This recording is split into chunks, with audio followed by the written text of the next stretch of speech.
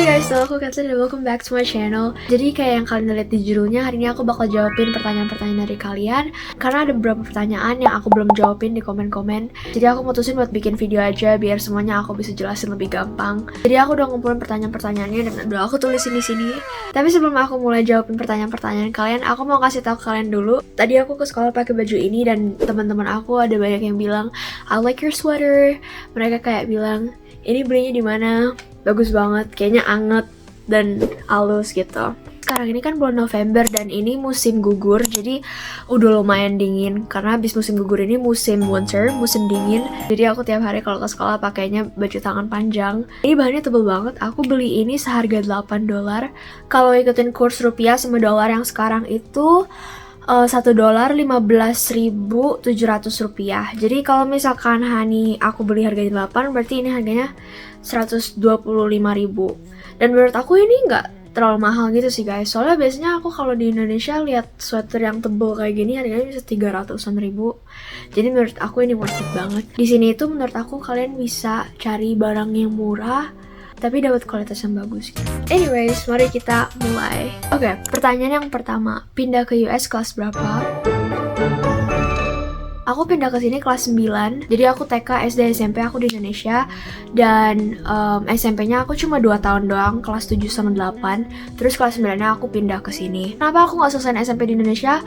Karena kelas 9 itu kalau di sini udah dihitungnya SMA. Jadi waktu itu aku mikirnya lebih gampang kalau aku masuk SMA di sini. Karena kalau sistemnya di sini itu kayak yang udah aku jelasin di video sebelumnya, SD kelas 1 sampai 5, terus SMP kelas 6 sampai 8. SMA kelas 9 sampai 12. Jadi aku pindah ke sini kelas 9 SMA di sini. Pertanyaan yang kedua, aku waktu di Indonesia sekolah di mana? TK sama SD aku sekolahnya di penabur, tapi penaburnya itu bukan penabur internasional. Aku penabur biasa aja, dan SMP-nya aku sekolah di Bina Talenta Graha. Bina Talenta Graha itu kalau nggak salah national school. Aku dari dulu selalu ngomongnya pakai bahasa Indonesia kalau di sekolah. Ini juga berhubungan sama pertanyaan selanjutnya. Pertanyaan ketiga, gimana belajar bahasa Inggris? Aku mulai ada rencana mau pindah ke US itu kalau nggak salah pas kelas 7 dulu aku coba cari aplikasi buat belajar bahasa Inggris yang bagus gitu, dan aku ada pakai satu aplikasi yang aku pakai tiap hari dari kelas 7 sampai kelas 9. Nama aplikasinya itu Cake. Aku yakin kalian pasti juga udah pernah lihat kayak iklan Cake, karena waktu itu aku ketemunya dari iklan YouTube kalau nggak salah. Terus pas aku download, itu menurut aku membantu banget karena speaking, listening, reading, kalian dapat semua dari aplikasi itu. Dan dulu di HP aku nggak ada game sama sekali, aku cuma ada aplikasi buat message, kayak WhatsApp, Cake buat belajar bahasa Inggris.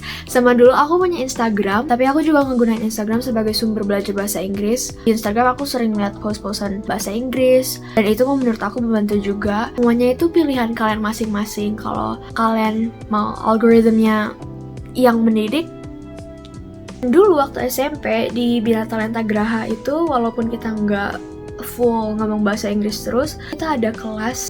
Waktu itu kita nyebutnya journal. Jadi setiap hari kita dikasih 5 kosakata yang baru, sama kita dikasih artinya. Dan dari kosakata itu kita harus nulis kalimat-kalimat. Kita harus nulis 3 kalimat untuk satu kata. Jadi kalau kita dikasih 5 kosakata, totalnya setiap hari 15 kalimat. Si gurunya bakal cek ini kalimatnya masuk akal dan benar atau enggak. Aku lupa waktu itu buku yang kita pakai apa, tapi aku ada rekomendasi buku buat kalian.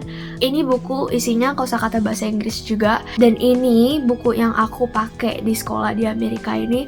Jadi menurut aku ini sangat berguna buat kalian yang mau belajar bahasa Inggris, apalagi buat kalian yang mau sekolah di sini. Yang aku pakai di kelas bahasa Inggris aku sekarang ini Sadlier Connect. Oke guys, jadi ini aku lagi di Sadlier Connect.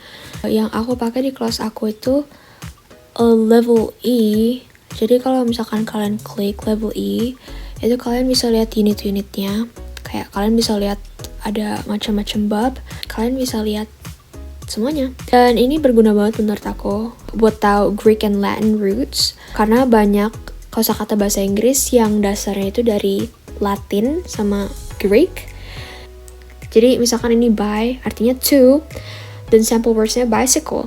Dan cycle itu kalau di Greek root word artinya lingkaran, dan bicycle kan sepeda. Jadi bicycle itu kayak 2 lingkaran, dan sepeda ada 2 roda. Jadi menurut aku ini bisa bantu kalian banyak banget. Ya, semoga ini membantu. Pertanyaan selanjutnya, aku nggak tahu ini pertanyaan nomor berapa. Pertanyaan selanjutnya, ada kesulitan bahasa Inggris gak waktu pertama kali masuk sekolah di USA? Jawabannya iya, pasti ada. Dan sekalian ceritain juga pas tahun pertama aku masuk sekolah di sini gimana. Tahun pertama aku sekolah di sini itu aku masuk program ESOL. Jadi ESOL itu singkatan dari English Speaker of Another Language. Anak-anak ESOL kayak anak-anak yang English itu second language, kita direkomendasiin buat masuk ke kelas khusus namanya Communication Skills. Jadi setiap minggu kita harus siapin presentasi. Topiknya kebanyakan dari guru aku dan kadang kita juga bebas milih sendiri. Dan topik-topiknya itu semuanya buat mempersiapkan kita di kelas-kelas berikutnya. Dulu seingat aku kita pernah dikasih topik Franklin Roosevelt. Itu salah satu presiden di Amerika yang penting banget di sejarah Amerika. Jadi itu berguna buat kelas sejarah Amerika gitu. Terus topiknya juga pernah Pearl Harbor, Hiroshima Nagasaki, karena kan Amerika juga berhubungan sama kejadian Hiroshima Nagasaki. Pokoknya topiknya itu buat ngebantu kita biar kita bisa lebih familiar sama culture-nya Amerika sama kelas-kelas di sini. Dan setiap akhir tahun anak-anak yang di program ESOL pas akhir tahun itu kita dites Inggris, speaking, listening, writing and reading, dan ada bisa aku bilang KKM-nya. Kalau kalian mau keluar dari program ESOL biar kalian bisa ambil kelas-kelas yang lebih beragam, kalian harus lulus tes itu. Aku lulus tes itu, jadi buat kelas 10 aku bisa pilih kelas yang lebih beragam lagi. Kayak ada kebebasan buat pilih kelas-kelas yang lebih susah lagi. Pertanyaan selanjutnya, cerita masuk sekolah harus gimana? Apa kalau mau sekolah di public school harus pintar? Siapa aja boleh masuk public school. Bahkan orang yang punya mental disabilities juga diterima, karena public school kan dibiayain pemerintah. Jadi pemerintah kayak udah siapin semuanya. Orang yang punya mental disabilities ada kelas-kelas khususnya, ada orang-orang yang bantuin juga. Siapa aja diterima buat masuk public school. Karena kayak yang udah aku bilang, kita di sini bisa pilih kelas-kelas sendiri. Maksud aku bisa pilih kelas-kelas sendiri itu kalian bisa pilih levelnya. Kalau di sekolah aku kita sebutnya CP, Honors atau Gifted, sama AP. CP itu singkatan dari College Prep. Jadi CP itu sebenarnya kelas biasa aja gitu. Kalau kelas Honors Gifted itu kalian belajar lebih banyak, kayak ada tambahan aja gitu. Nah kalau AP itu lebih tinggi lagi karena AP singkatan dari Advanced Placement. Itu pelajaran kuliah. Waktu sebelum aku official jadi anak murid di sini, aku harus pergi ke International Student Center dulu. Dan di situ aku dites bahasa Inggris sama matematika. Untuk tes bahasa Inggris kita dites reading, writing, listening, speaking. Aku ingat banget dulu aku masuk ke ruangan di depan komputer pakai headset. Terus aku ulangan selama 3 jam. Ulangannya lumayan panjang guys. Dan aku kayak okay, I have to take my time biar aku bisa dapet nilai bagus di tes ini. Ulangan bahasa Inggrisnya waktu itu lumayan challenging. Pas udah aku selesai tes bahasa Inggris tuh kepala aku rasanya panas. Karena kalian harus baca banyak dan kalian harus speaking. Pokoknya kalian harus mikir dalam bahasa Inggris. Terus habis itu tes matematika. Aku lupa nilai aku berapa karena semuanya dikasih ke sekolah langsung. Pokoknya semuanya aku lulus, terus aku dikasih surat dari International Student Center itu buat dikasih ke sekolah. Jadi intinya kalau mau sekolah di sini pastinya kalian udah harus punya basic knowledge tentang Inggris. Tuh di kelas Communication Skills aku satu-satunya orang Indonesia di situ.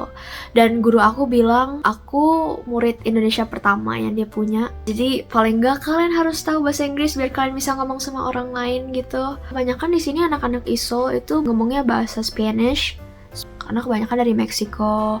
Terus ada lumayan banyak orang Vietnam, orang dari Cina, Korea ada beberapa, tapi nggak ada Indonesia. Mungkin ini di sekolah aku nggak tahu tentang daerah lain. Pertanyaan selanjutnya, pergaulan high school Amerika. Menurut aku pergaulan Amerika sama pergaulan Indonesia sama aja. Karena di mana-mana itu ada plus and minus. Jadi aku nggak bisa langsung conclude pergaulan di Amerika jelek atau bagus. Aku nggak bisa conclude gitu. Karena dimanapun bisa ada hal yang nggak baik, ada yang baik. Semuanya itu menurut aku tergantung sama pilihan kita sendiri. Kalau kalian pilih bergaul sama orang-orang yang baik, kalian pilih buat ada di circle teman-teman yang baik, semuanya ya positif aja guys, baik-baik aja. Jadi jawaban aku singkat, sama aja kayak di Indonesia. Di USA pakai green card atau jadi US citizen? Aku US citizen. Oke, kayaknya ini pertanyaan terakhir ya guys. Soalnya aku ngacak dari list aku, soalnya list aku kayak nggak berurutan. Aku ngomong ke kalian coba buat ngurutin semuanya biar nyambung. Kuliah apakah ada universitas yang gratis? Jawabannya enggak, karena kuliah itu nggak dibiayain pemerintah. Kecuali kalian dapat beasiswa, dan ada banyak macam banget beasiswa di sini. Di sini tuh ada beasiswa Taylor Swift. Aku nggak tahu kalian harus lakuin apa tentang Taylor Swift. Pokoknya ada, aku pernah lihat di College Board Taylor Swift Scholarship. Terus habis itu kalian bisa dapat beasiswa juga kalau kalian atlet yang hebat. Terus kalau kalian debatnya jago. Terus kalau misalkan kalian ikut Olimpiade Science, Matematika, dan lain-lain. Pokoknya ada banyak banget. Saya goes on and on. Dan ada juga kemungkinan kalian bisa kuliah gratis. Jadi kalau kalian mau kuliah gratis, kalian harus ada effort. Dan pesan aku, kalau kalian ada niat, pasti ada hasil. Karena dulu aku nggak les bahasa Inggris sama sekali, dan aku bisa ngomong bahasa Inggris. Jadi buat kalian yang lagi belajar bahasa Inggris, atau belajar buat apapun itu, semangat terus, kalian pasti bisa. Dan kalau misalkan kalian ada pertanyaan-pertanyaan lain, kalian boleh komen. Aku bakal jawab sebisa aku. Oke, jadi segitu aja video dari aku kali ini. Thank you buat yang udah nonton sampai akhir video ini. Semangat terus, and see you in my next vlogs. Bye!